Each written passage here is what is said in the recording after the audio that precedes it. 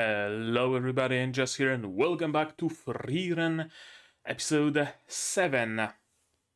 Just a little bit of a heads up. If you see some weird occurrences during this episode... Oh, and now Elgato Camera Hub doesn't want to work, because why would it? Fucking hell. That's because my setup looks a little bit different. Very different today. Meaning my second monitor is dead, and it's Saturday evening. It broke literally 5 minutes before all of the stores closing. And they only open on Monday, because in Poland we have Sundays off by decree. So every single store is going to be closed, and I'm not going to be able to buy a new monitor. So instead of that, what I'm doing is I've set up a laptop right here. So I'm going to be glancing in this direction instead of in this one, where via the magic of WebSockets and OBS, I'm getting my preview at 1 frame a second. But at least I'm getting some preview of what I look like during the recording. So that's what we're gonna have to deal with, and I'm gonna be right. Okay, I had to unplug and plug the camera back in so that I have some actual control via Camera Hub. Now it's better, I think. Maybe. I know, man. I know. It's gonna be a scuffed recording. Anyway, episode 6 of Frieren was where we finally fully met. Well, we've already met Stark, but we didn't really get to know him. Episode 6 was where we got to know him better. We now know why he stayed behind, why he's staying at the village. Now we know more about his character, that he's no coward.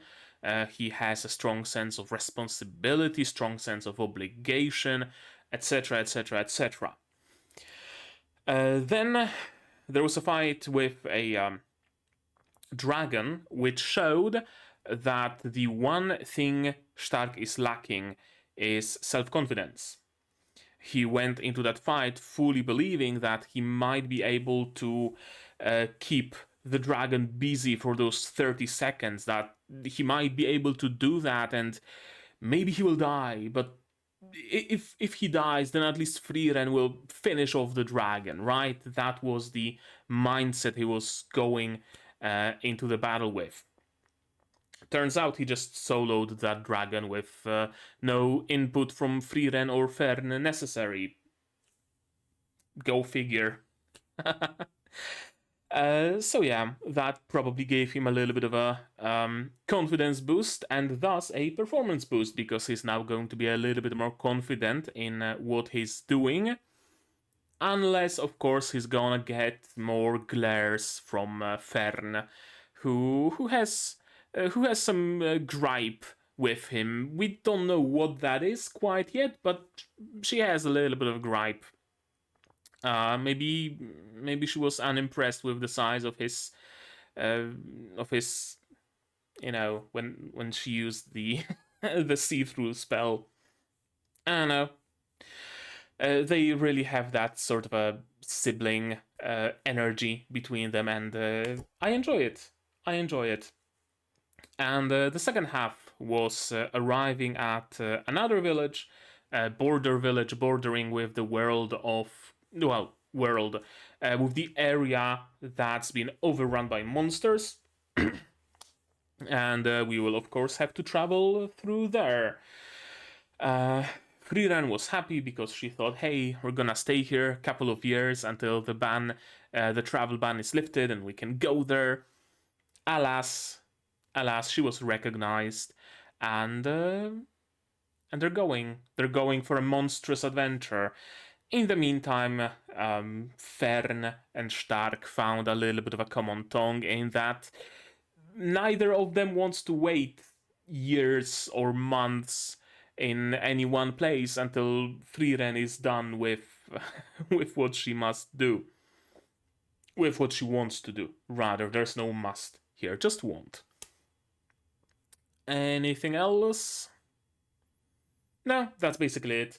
A setup for the new journey, a setup for the new arc. And in today's episode, in episode 7, we will be starting that new arc, right? The arc in which Stark will want to see a lot, do a lot, have fun a lot, and have some ridiculous adventures a lot, so that he can come back to his master, to Aizen, and tell him all about it. And he wants to do it fast. Stark wants to do it fast, so that Aizen is still alive by the time they come back. Hopefully that will be the case. Remains to be seen though, but I'm hopeful. I would really like it if at least one of the initial group of heroes that isn't Frieren, because we know that Frieren is essentially immortal, were to survive, and at least until the very end of the story, right? I would like it for Aizen to survive at least enough, long enough to hear Stark's story. And I can see my laptop is going into like sleep mode or whatever, so I'm gonna have to pause the recording again and deal with that. Okay, Power Toys awake to the rescue. Power Toys, amazing tool. If you're using Windows, absolutely download it. It has so much useful stuff. But with all of that stuff out of the way, and with my predictions for today's episode, and with a summary of the past episode, how about we just start watching this one, right? And now I lost my preview on my main screen. Now I'm gonna have to just utilize the 1 FPS preview on my laptop, which is going to be hell. Hell, I tell you. So, to watch this episode, you will of course need your subs to follow along with me. I'm going to need my sound to hear what's going on, and I'm gonna have to remember which keyboard to use to execute my commands and shit. And I'm also gonna have to ask you guys for your support. Support the channel monetarily on Patreon or YouTube down below, or not. Share my content, spread the word. It costs you absolutely nothing and helps the channel a lot. And now, with all of that out of the way, we can start watching Frieren episode 7 in 3, 2, 1, go.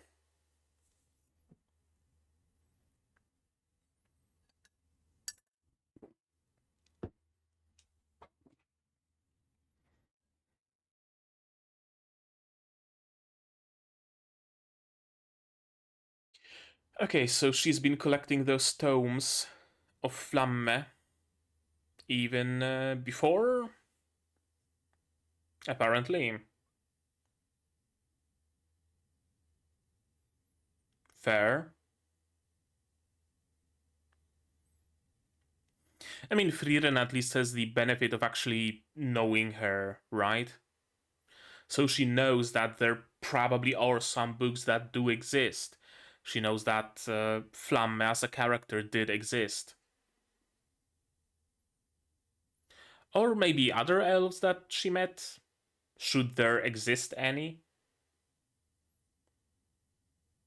We haven't really seen many known humans, right?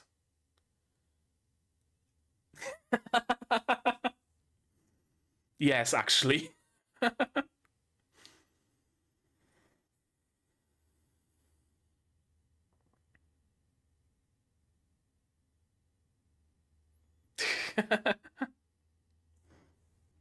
That's how you form good habits, right? If, I know, your dog executes a trick, well, you give them a treat. If Frieren manages to wake up early, you give her a massage and feed her. But yeah, as I was saying, there aren't really many non-humans from what we've seen. Aizen, as far as dwarves go, Frieren, as far as elves go. Besides that, it's just humans. I wonder why. Could it be that elves and dwarves are very reclusive? Dwarves living in their mines or somewhere, elves living in their forests, and not really mingling with humans? And Frieren and Eisen being the exceptions? I don't know.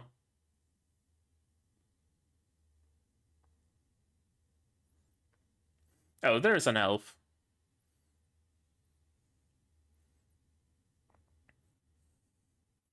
Maybe each race keeps to their respective country or something. Oh man. We'll see, we'll see. I love this chorus piece.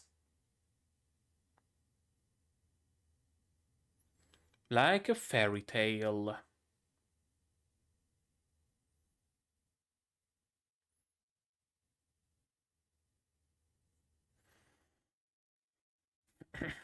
Of course, taking another side quest. It wouldn't be Frieren if we weren't taking side quests. That said, can't you just launch a beam to vaporize those rocks?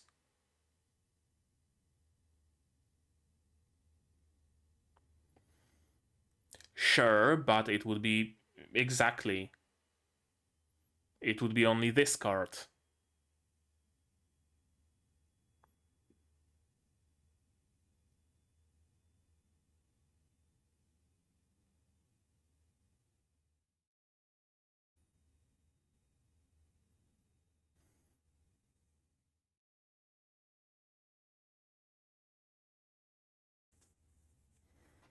I mean, landslides like that happen. So in the event, in the okay, yeah. In the course of some sort of a skirmish.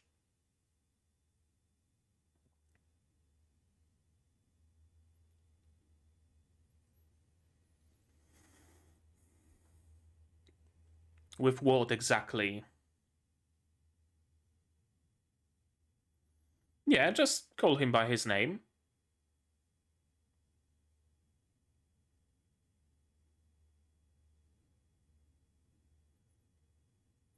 Stark-kun. Oh no, she just switched. Without any honorifics.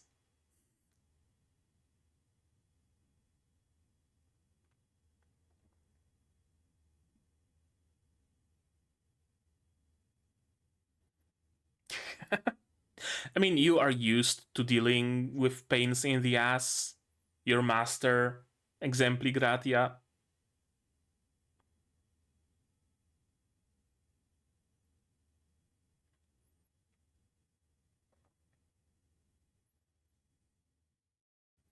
Oh, we're gonna learn a little bit more about elves.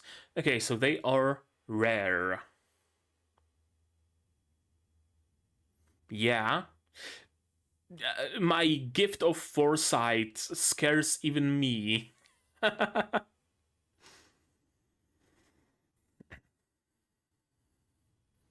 ask a question and I'm immediately rewarded with an answer.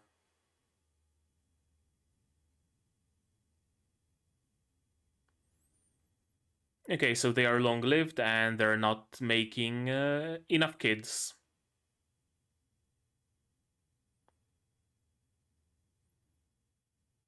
That said, over a lifespan like that, it would only take like 2 elves to repopulate the earth. Now, sure, their grandchildren would look like Habsburgs, but that's the risk you take.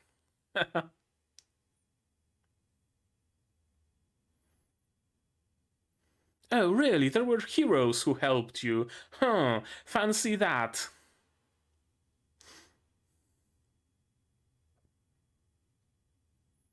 Okay, that's cool. Very big contrast to that one town where Himmel's statue was just completely forgotten.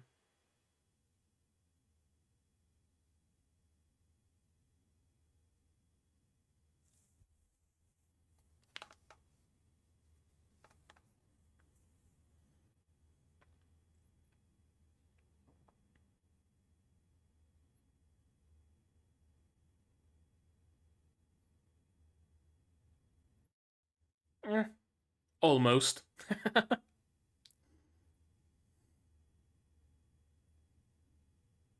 He wants to be remembered, exactly.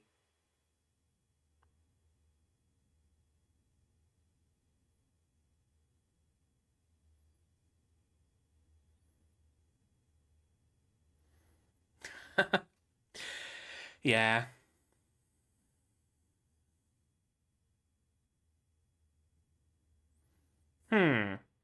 Okay, very non-selfish reason.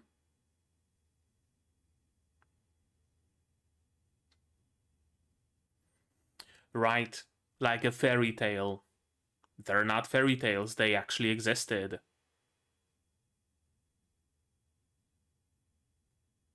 That's the title of the episode.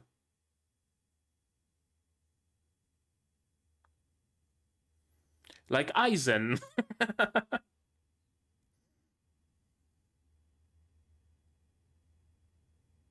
Maybe, maybe not. Who's to say? And my laptop went to sleep regardless.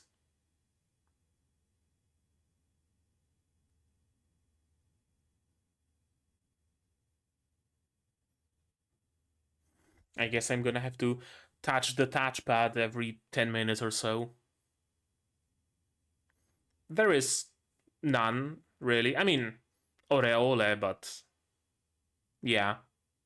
We're all going to heaven.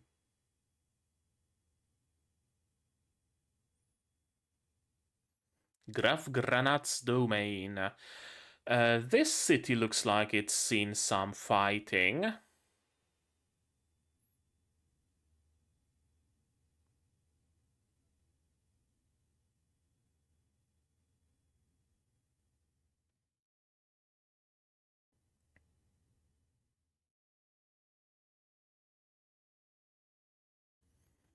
What's up?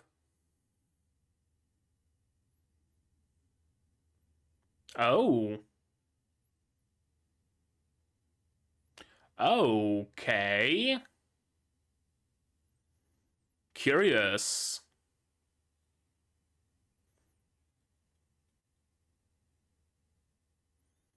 Is this town collaborating with the demons?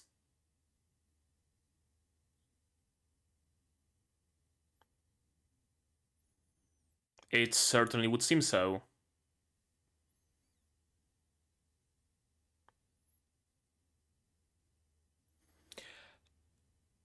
Allow me to express my doubt that they are here for peace.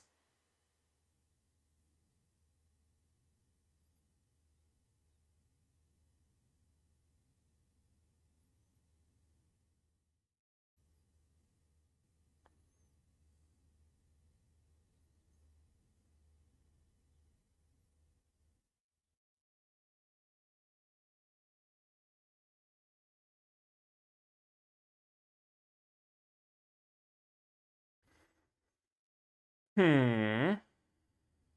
Okay.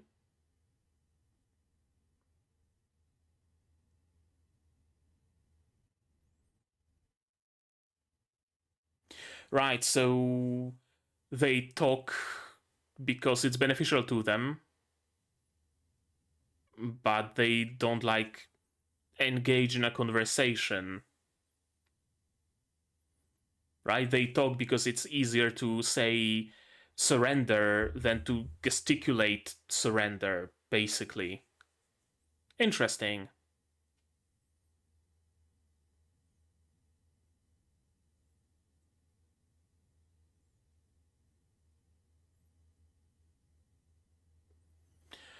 Well, shit. I mean, yeah, for Frieren, it's like no time at all. But for Stark and Fern, that's quite a lot of time.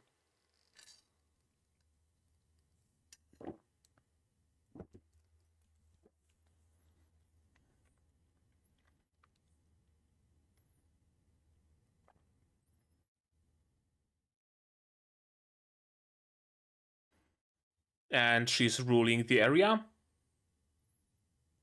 Probably.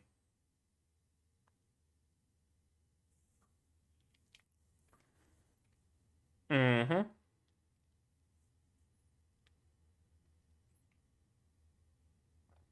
And now they seemingly want a ceasefire.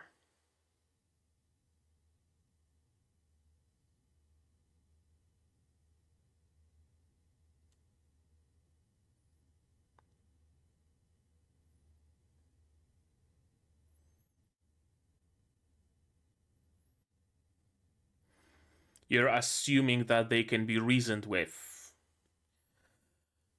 The fact that you can talk with someone doesn't mean you can reason with them.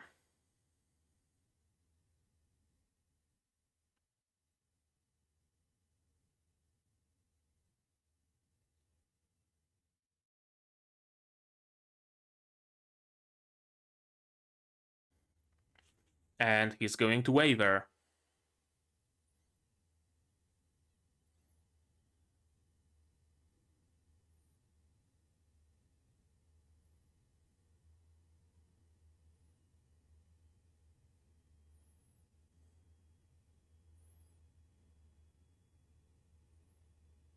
Repeating the words that she heard while eating that woman's daughter.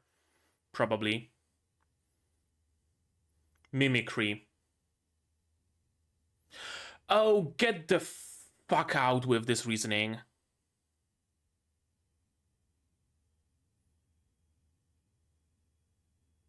You're gonna get eaten, my dude. Or your daughter is gonna get eaten.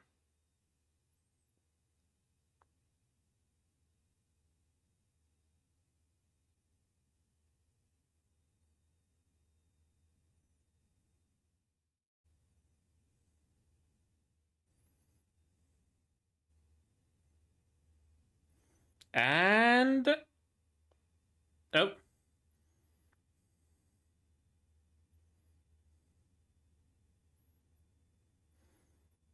It's probably gonna go in the direction of the destruction of this village, if I'm to make any bets.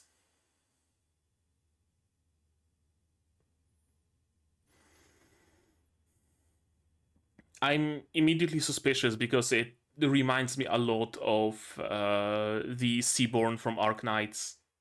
They've also learned to mimic human speech. They also learned to mimic human looks. But in the end, all they want to do is devour the world. Because she's a demon.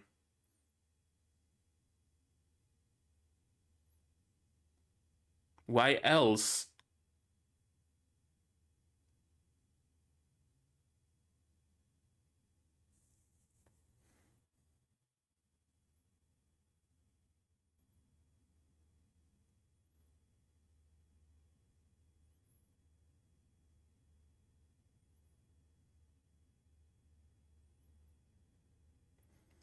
Yeah, they don't even think like humans.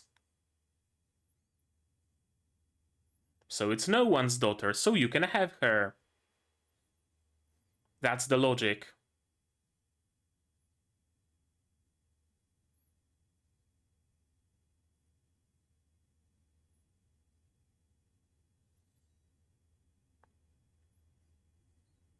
Yeah, it's really giving me Seaborn vibes. The complete lack of understanding of, you know, how humans work and whatnot.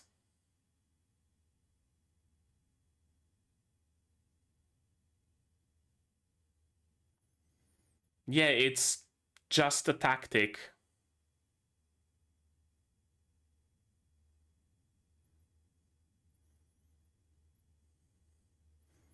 It's just a tactic so that humans take pity on you. It's a tool.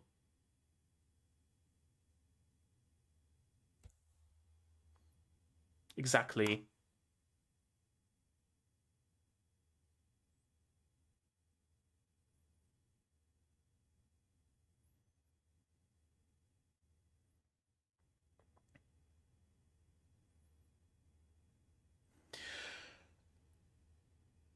I wonder, though, could they be, like, taught how humans work? What you should do, what you shouldn't do? That's probably, you know, a foregone conclusion, but something to think about.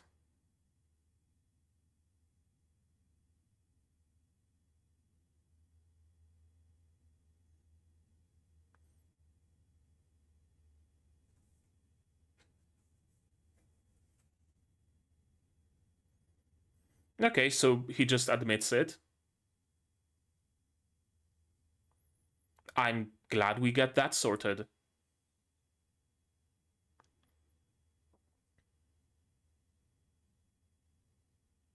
Okay, there's no, like, space for thinking that, oh, maybe we can actually talk with them. No, the demons themselves admit that it's not possible. So how soon until the Graf dies?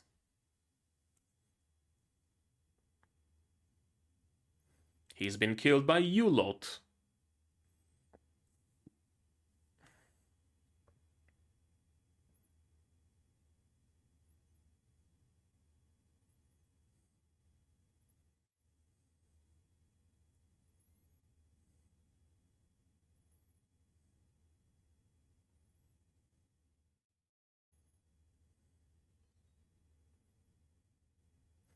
That's a well-used sword.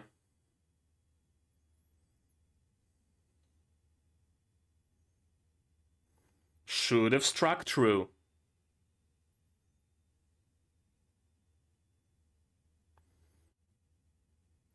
Instead of standing here and talking.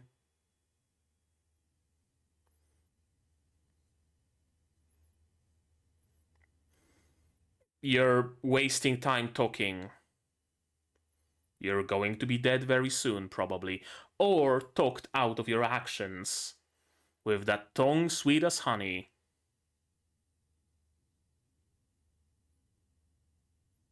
Yep, talk no jutsu in action.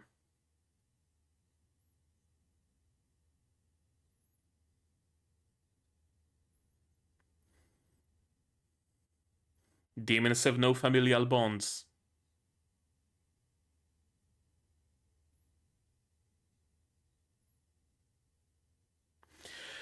Uh,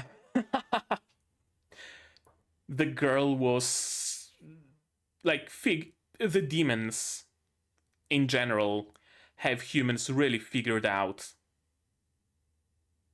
Mention some sappy story and they just melt in your hands. Why even fight humans if you can just talk them into compliance, right? Huh.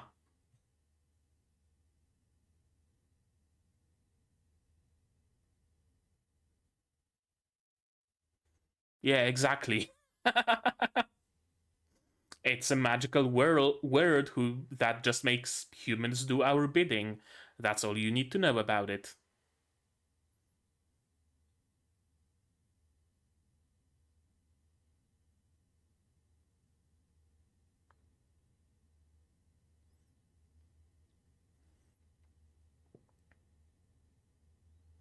And then we can just steamroll it. Exactly. So, that's the little girl from the opening.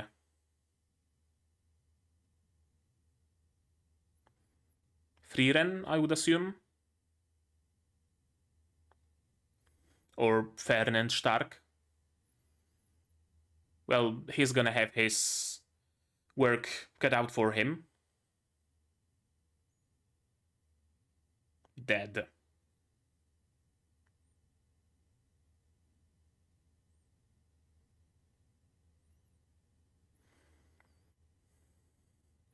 So, what's Frieren gonna do without her staff?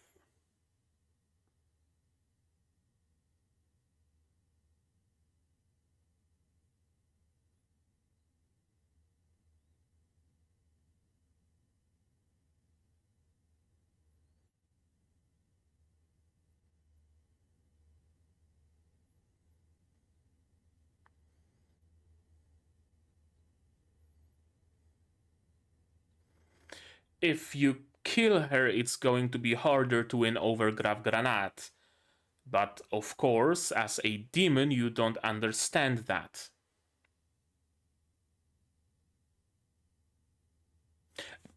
Sure, just end the episode here, why don't ya?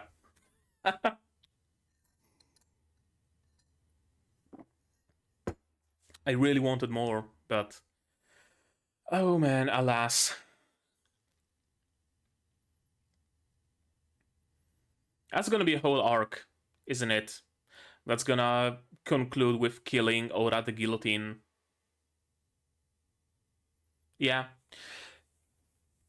I initially thought that it's going to be another one of those, like, episodic episodes where we get to some village, solve that village's problem, get out of that village.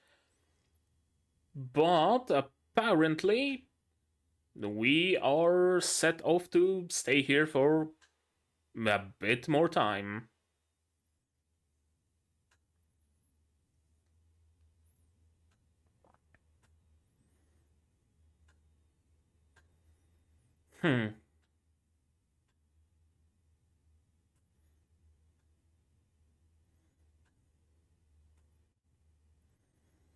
Very interesting portrayal of demons.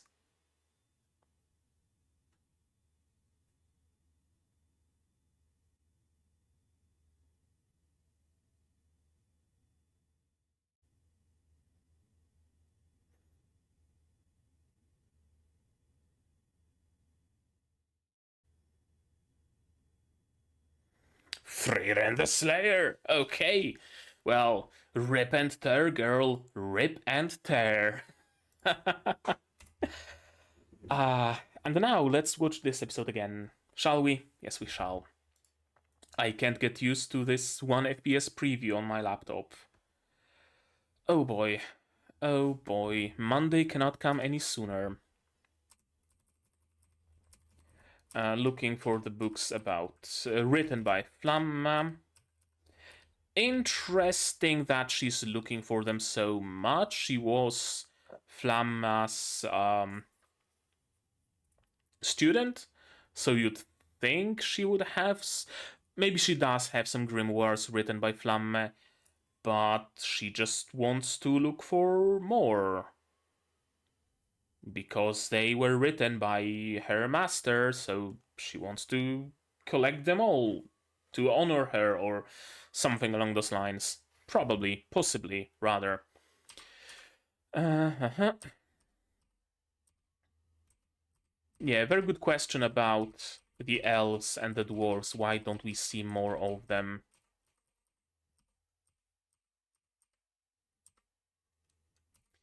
Right, can't you just blast this landslide with magic beam? Last time Fern shot a magic beam, she just eradicated a good chunk of a forest.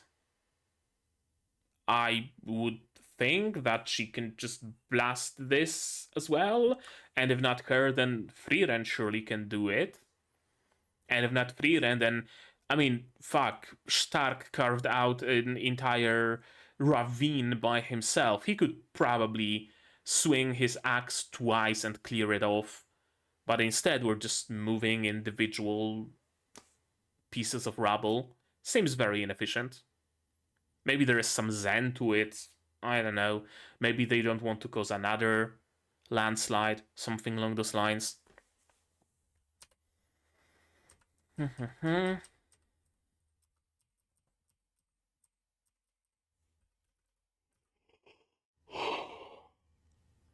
The Scars of Battle. Very interesting that the demons are still out and about. Usually, when the demon lord is defeated, the demons just either disperse or they just get quickly rounded up and killed as well. Interesting that there is still plenty of demons around. Even after, what, 80 years or so? I guess that could tell us a couple of things, couple of possible things. One possible explanation would be that it just takes time, right? Genocide isn't particularly fast. You need to spend some time genociding the demons. It's not as quick as you would like it to be. So it's only been 80 years, and maybe it's gonna take 200 years to finally eradicate every single demon. Maybe. Or, alternatively, it tells you that the Demon Lord wasn't all that important actually. Because the Demon Lord was defeated, but here we have Aura, who kinda picked up the mantle of a local Demon Lord. And she continues the scheming, the fighting, and whatnot. So despite the Demon Lord being defeated, it didn't entirely break the organization of the demons, which is very interesting. Which is very interesting because you have to think, how deep does the rabbit hole go, basically?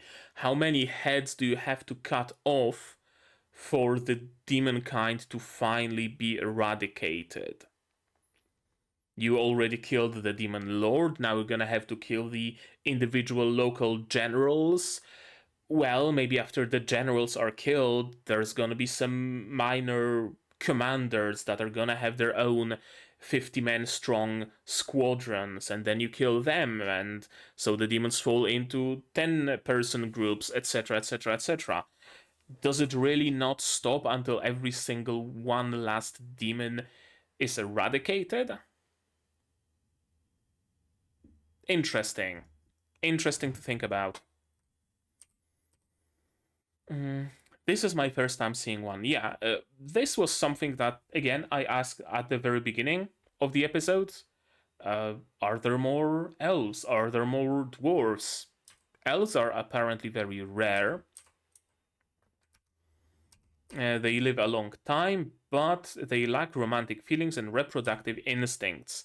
So they're long lived but chaste. They don't have that desire to fuck like rabbits, like humans do, which is very much in line for most fantasy worlds, right? Where humans have the edge of just multiplying rapidly. But at the same time, with elves this long lived, it really would just take a handful of them and some, you know, reproducing through gritted teeth, right? I don't want to, but for the benefit of elfhood, I'm gonna have to do it. And over the course of a couple hundred years, you can create a whole bunch of new generations of elves. But there is no desire. I wonder if there's going to be a mm, not a desire, but like a conscious decision, conscious choice that, hey, elves should start building up their numbers again instead of just quietly going extinct? Or is it going to be something that elves just don't care about? Oh well, what if our entire race goes extinct? So be it. We're closer to the end than I thought. Uh, what is this? Flammace house burning? Some sort of a house burning. Uh, the burnings of the elves? I don't know, probably not. Unless very far in the past? Maybe. It's a heavily guarded city. Oh no, this isn't this city yet. That's the next one. But I mean, this one is also heavily guarded. After all, this area is rife with monsters, so good thick walls are always a good idea.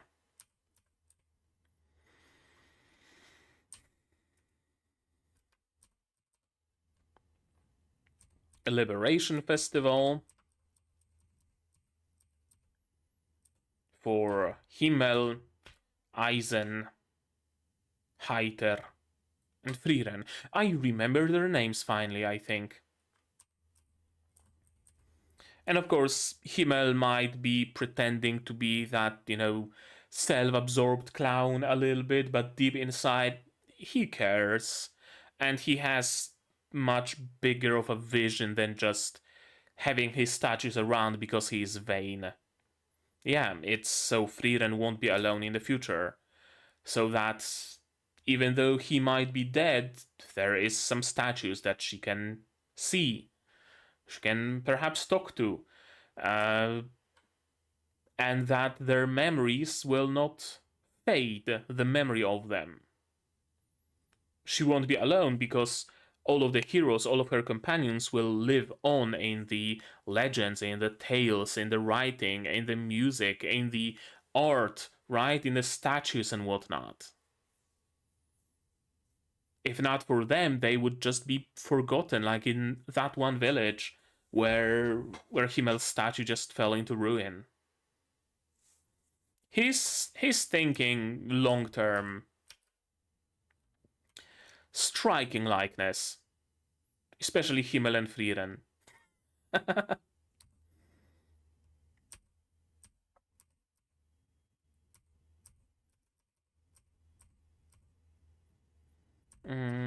Our destination is heaven. Graf Granat's domain located in the northern lands. That is some scorched earth. I initially thought there might be like spikes, remnants of a palisade, or maybe just pikes stabbed into the ground to stop a charge of cavalry, something along those lines. But no, they are just burned trees, I think. There's a lot of guards and also demons. I initially thought that perhaps the demons thought it a good idea to, how do I say it? To integrate themselves with humans, right? Take on human form and just be a part of the city, perhaps be the chancellor of a country so that they can slither your way within the structures of human society and break it from within. And Frieren just notices that, hey, this person who looks like a person and was the city lord for however long, he's actually a demon. And nobody's gonna believe her. But no, they are pretty openly demons. She really doesn't care. Just getting thrown like a rag doll and not a care in the world. But plenty of bloodlust behind her eyes, apparently.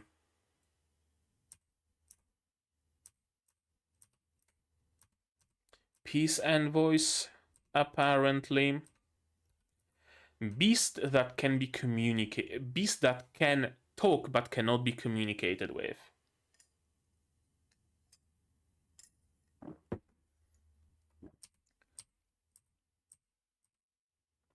This, again, really reminds me of the Seaborn in Arknights.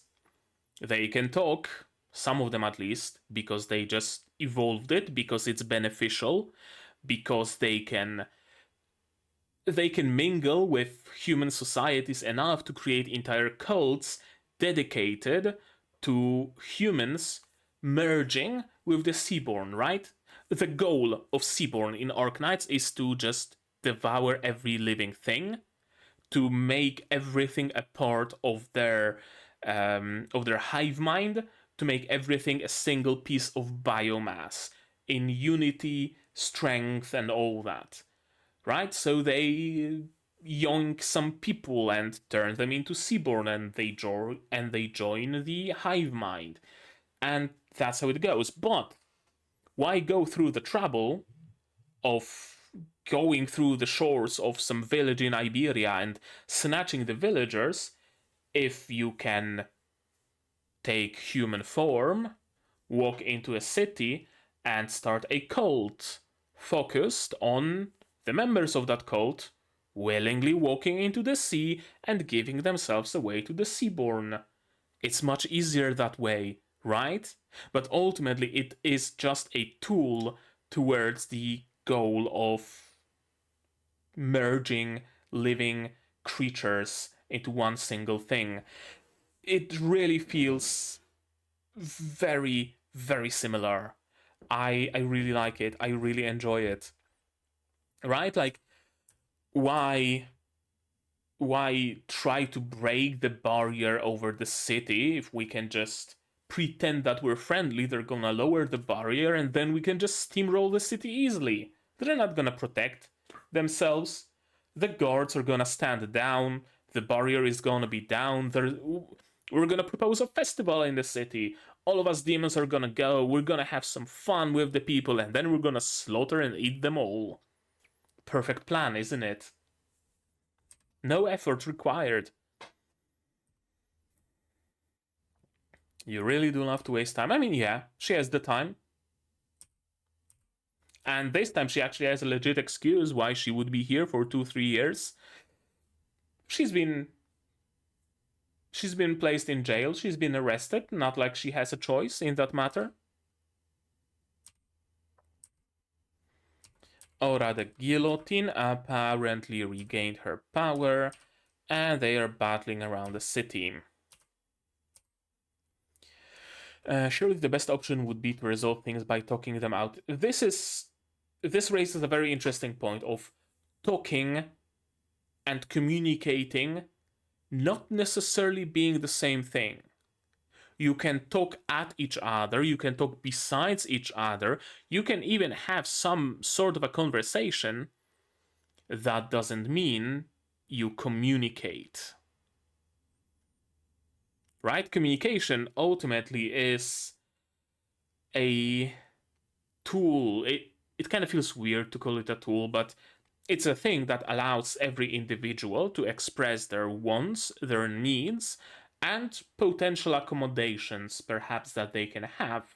And other individuals also can express what they want, what they need, what they feel, so that the society as a whole can find some sort of a balance.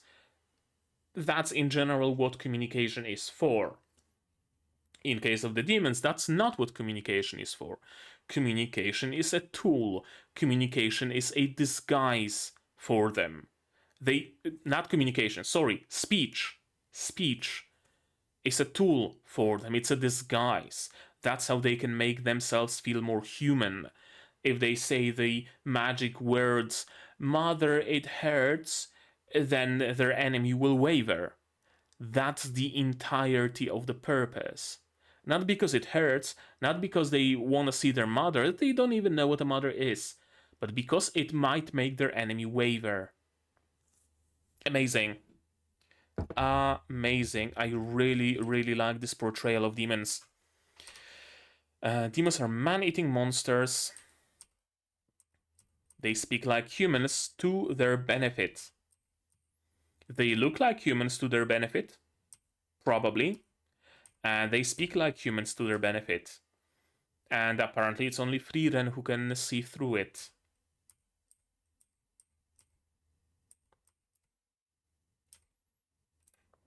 We're capable of speech with each other. Yeah, capable of speech, but not capable of communication.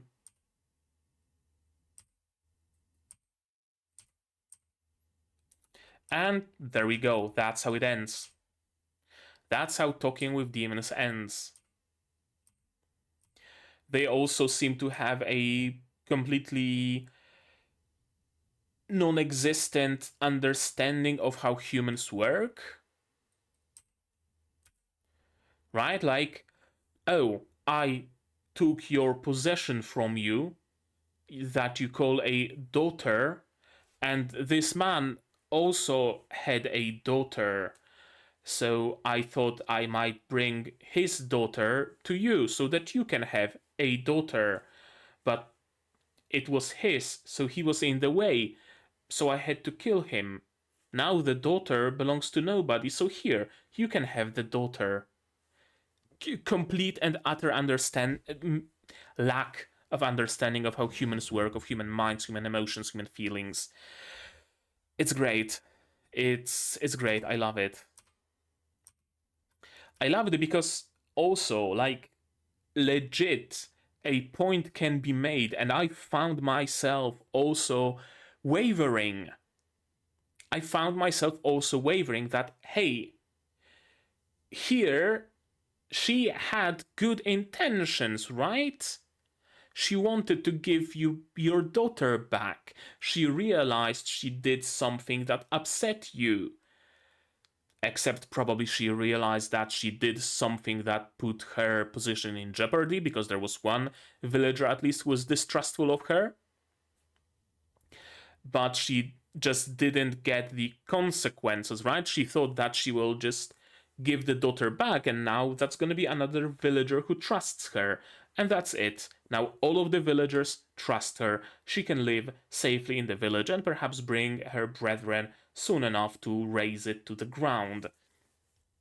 But she didn't think of, hey, killing another person will make me less trustworthy. Burning someone's house is gonna make me less trustworthy. Those aren't even considerations. Yeah, the village chef is gone now. Seems I made the mistake somehow. Exactly. As I said, this is where I actually found myself waver. Maybe she legit had the best intentions, but just doesn't know how the world works. She's like a she's like an autistic child, kinda, to an elevated degree, right? Doesn't know what facial expressions mean exactly, doesn't really know what emotions are. Is kind of lost in the nuance of being a human and whatnot, but like has the best intentions, kinda, sorta. And I really found myself wavering that, hey, maybe we actually can communicate with the demons. Maybe if we explain to them enough that, hey, killing is bad, please don't kill, then maybe they just won't kill, right? It's amazing how much of an effect it had on me as a viewer who already saw the parallels to the Seaborn and who already knew that something's fucky wacky going here and you probably shouldn't trust her. It's great. It's amazing portrayal of the demons. And again, the line with Mother. Like monsters, demons don't raise their young, they just give them birth and fuck off. Why'd you use the word ma'am? Because it stops you from killing us. And not even in the way of, oh no, I don't want to die, and invoking the name of mom makes you not kill me, but rather in the way of, you know, staying alive is of benefit. So I will take steps towards staying alive, but there aren't any like feelings behind it. She isn't desperately clutching to life. Even here, she just kind of emotionlessly accepts death. It's completely different. Demons are completely different from humans and completely incompatible. I I mentioned that book. Where is it? Somewhere on my shelf. Can I see it even here? No, I think it's hidden somewhere behind another stack of books. But yeah, there is a book that I mention surprisingly often. I think I mentioned it like yesterday or the day before, recording some other show. Shield Hero, I think. Maybe. I'm not sure. In any case, that book is sci fi. Aliens arrive to our solar system. Turns out aliens have a completely different understanding of reality as a whole, right? A human moves a cup from one place to another, and the alien perceives it as the sound of rain. A human says the word apple, and the alien perceives it as being struck in the head with color red. Right? It's completely incompatible understanding of reality. And this, again, reminds me of that. Really cool. I really like how they portray demons in here. Words are a means of deceiving humans. Yep, they're just a tool. Flam may define monsters capable of speech as demons. They're descended from monsters who cried help from the shadows to lure humans to them. Yeah, that's actually like a thing in mythology, plenty of mythologies. Monsters who hide in the dark and scream help, so we go towards them and try to help them, and then they snatch you and drown you in the bog.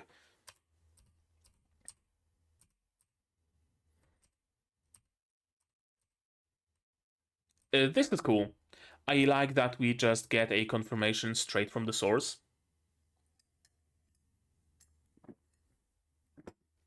So that we as viewers don't have a reason to waver anymore. We don't have a reason to think that, hey, maybe we can actually communicate with the demons, maybe she actually was misunderstood, yada yada yada yada.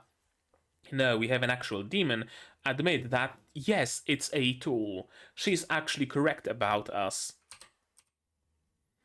We prey on humans, and preying on humans is easier if we can talk to humans and deceive them.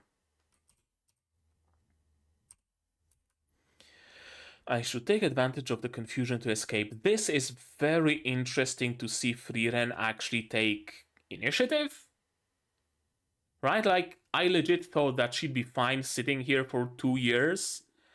But she's actually like, hey, I should do something. I should escape. I don't want to sit here for 2 years. Even though it would probably be fun. I want to escape. I need to escape. Very interesting.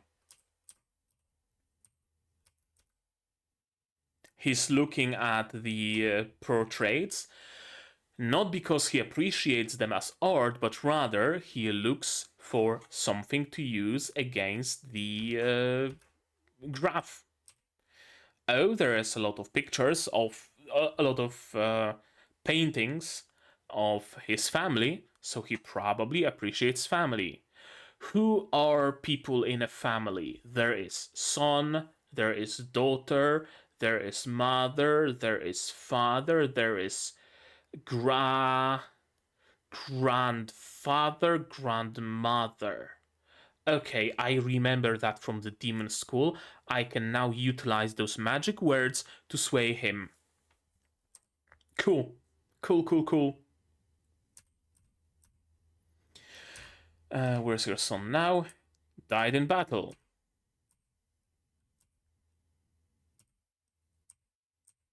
And yeah, he looks at the paintings. He sees that they are at a disadvantage. They probably could fight their way out of this situation, but they are not going to. Because they don't have to, and because it's not beneficial. It's beneficial to sway the human. This room is quite clear. And how can I make him sway? I can make him relate to me. See, I also have a father, you know. And I also keep his room clean like you do. We are the same. And you killed my father and I killed your son. We are the same. And you killed my father and I'm not coming at you with vengeance. It's great. It's great. And yeah, we're capable of speech with each other. Not communication, speech. And he does waver. And they do get more time. What is a father? I don't fucking know. It's a word that humans sometimes use, and it's useful to know it because it can make them waver. You do well to learn it.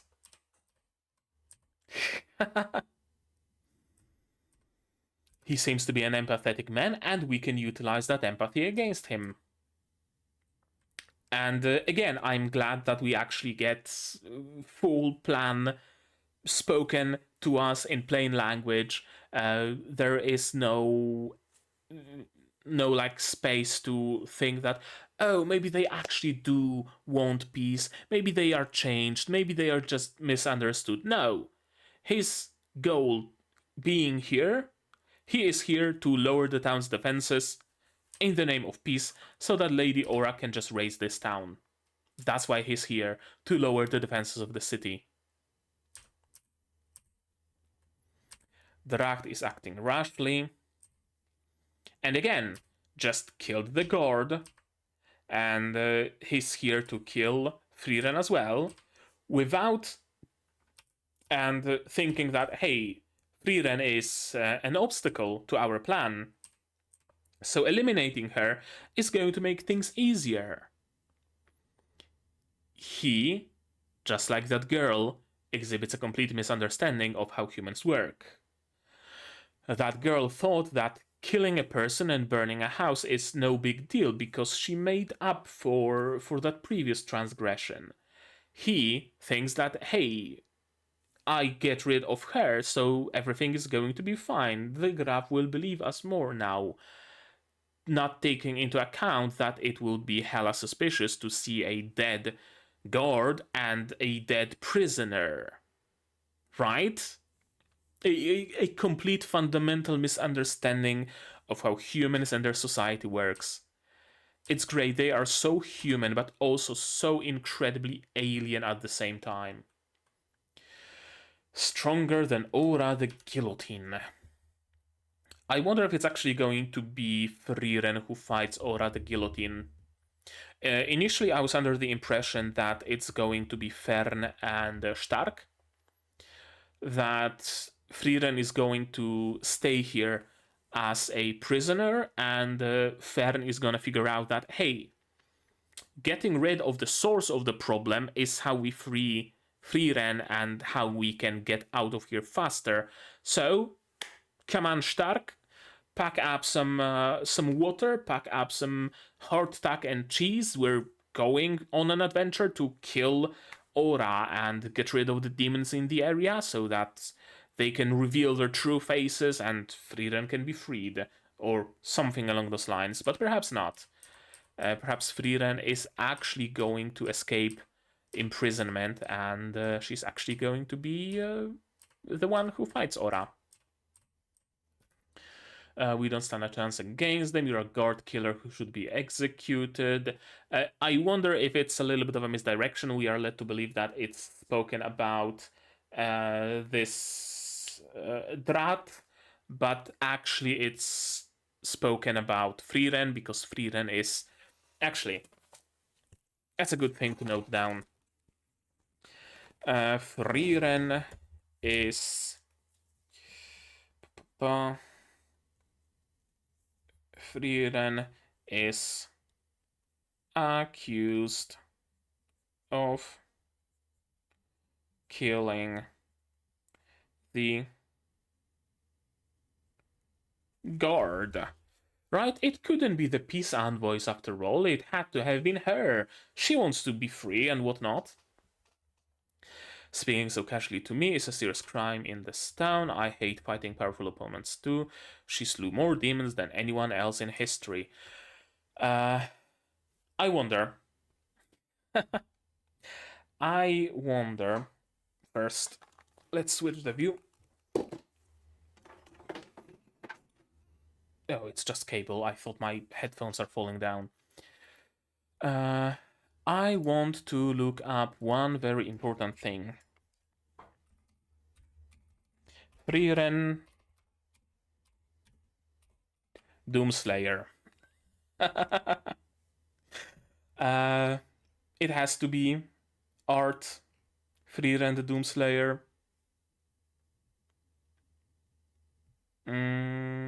Yep, sure enough, someone photoshopped Frieren's face into the Doom poster. Someone has drawn Frieren in Doom Guy armor with the laser sword. Of course. What I watched, Frieren, what I expected, Loth to your eternity, etc. What I got, Doom Eternal. I knew it's gonna be a thing. I absolutely knew it's gonna be a thing. That's great. That's great. Oh, hello, 60 FPS preview of my face. How nice to see you finally. Good episode. Good episode. I really like where it's going.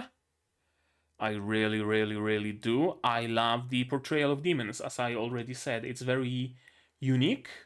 Usually, demons are either those, like, sophisticated kind with horns and fancy skin colors and whatnot, but ultimately not that different from humans, except just being generally evil. But they usually have some sort of an explanation as to why they are evil. Maybe they want more territory, maybe this, maybe that, who knows.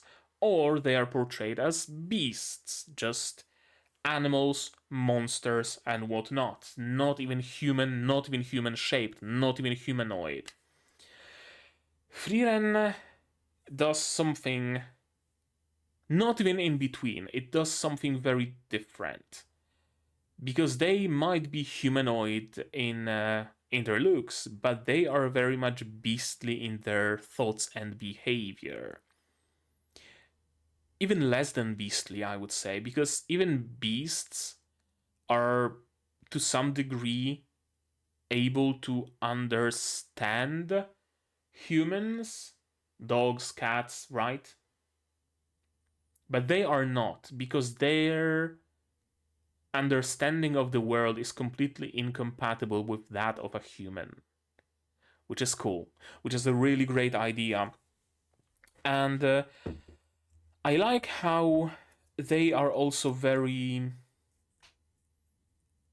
how do I say it, fairy tale-y, kinda, kind of from like demons from all sorts of European mythology and stories and fairy tales, where they are always very manipulative. Demons are not demons, devils. They are not those, beasts that come into the village and just rip and tear with their claws and destroy entire cities and whatnot. They are the ones who sit on the shoulder of some king and tell him, hey, you should kill your peasants. Right? They take the form of an attractive woman and lead people into the forest to devour them. They take the form of an attractive man to get I don't know, to get married to a princess of a country so that the country can be destroyed, or right? That's how it is, and I really like that. That's the portrayal of demons in Frieren. It's great. Too short. If I had to have any criticism for this episode, it would be too short. I really could use a few more minutes. I really could. Now, thankfully, I'm 2 episodes behind, so I have episode 8 and episode 9 still left to watch, so perhaps I'm just gonna do it tomorrow, or maybe today? No, probably not. I have Saihat no Paladin to watch, but I'm gonna watch them soon enough. I'm slowly but surely getting closer and closer and closer to being in line with the releases. And then it's gonna be pain, because I'm not gonna have that buffer of alleviating myself the pain of cliffhangers. Yeah, things have their price, don't they? I think that's it. I don't think I have anything more to say on the topic of this episode, but maybe you guys have something more to add, and if so, say so in the comments down below. What did you think of this episode, of my reaction, my theories, stuff like that? Tell me all about it. No spoilers, please. Spoilers can go to my Discord, also linked in the description below, where there's a Frieren channel and you can talk spoilers to your heart's content. Like this video if you liked it, dislike it if you didn't, but tell me why so I can improve. Subscribe to the channel somewhere here to be notified of future releases of not only Frieren but also Mage Record, Helk, Shangri-La Frontier, Tate no Yusha, Sci-Hat and a Paladin, and plenty of others coming at you in the future. I also stream sometimes, so click the bell to be notified of when I go live. Support the channel if you want monetarily on Patreon, linked down below, where for $10 a month you get early access to non-seasonal shows like Mage Record, and for just $1 you get a role on the Discord and a place in the credits. And if you don't want to spend any money whatsoever, you can share my content, spread the word. It costs you nothing and helps a lot. And you can also support me on YouTube itself via memberships, super thanks, stuff like that. And now, that's gonna be it from me for today. So as always, you guys do all the good stuff, and I'm gonna see you in the next one. Cheers! And here's the list of my wonderful Patreons: QB Without the Net, the Survivor, Zayren, Acomancer, David, Dr. Watt, Marsh, Kelly, Fassala, Hans, Peter, and you can join them without having to talk to a demon.